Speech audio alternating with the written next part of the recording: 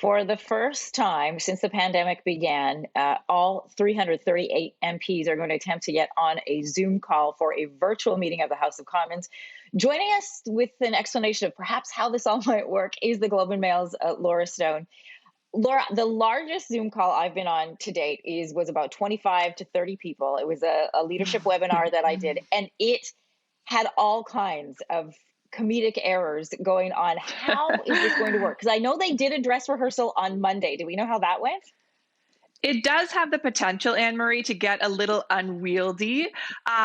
Certainly this is the first time, and they want all of the MPs to join today if they are able to. However, I don't expect in the future we're going to have all of the MPs from the Commons in on this call. We know that the Speaker will be present, so he's the one who's supposed to keep order. Maybe a bit more difficult with a Zoom call than in person.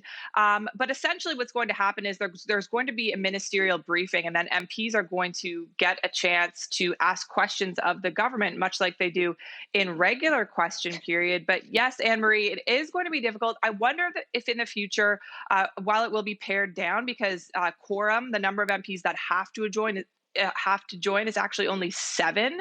And I wonder if the Speaker will have some sort of speaking list of questions, people that he'll call on, so that you don't have everyone talking at once. But it will be an interesting experiment today for the House of Commons. We know that there's some key things that you need to do these Zoom calls. Number one being a strong Wi-Fi signal. What about MPs who are out in rural communities or just in places where they can't get a great signal? And that was one of the concerns that was actually brought forward by Conservative leader Andrew Scheer, who, as you recall, pushed for more in-person sittings. He wanted 4 of them.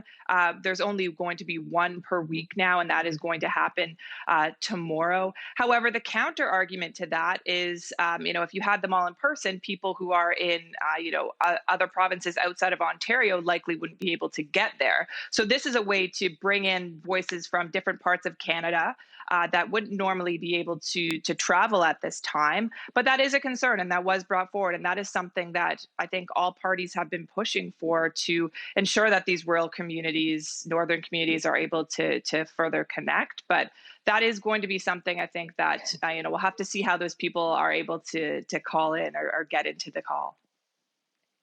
Number one piece of advice, we all know this about Zoom calls: turn your mic off. Really there's quickly, Laura, definitely going to be a we few don't have- unmutes. We're going to hear some things. I cannot wait to find out how this goes.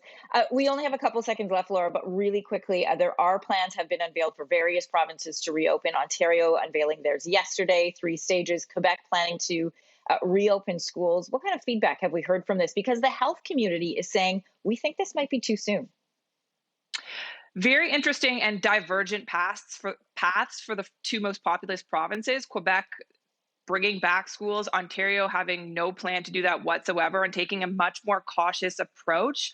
I think, as we heard the Prime Minister say yesterday, it's up to each individual province to decide. But I think you kind of have 2 schools of thought. One that is praising the more cautious approach of Ontario and Premier Doug Ford, saying, yes, we need to see a decrease in cases before we reopen. And I think there are some people who are getting impatient, who want the economy to reopen, who think that, once schools reopen, then people are going to be able to get back to work.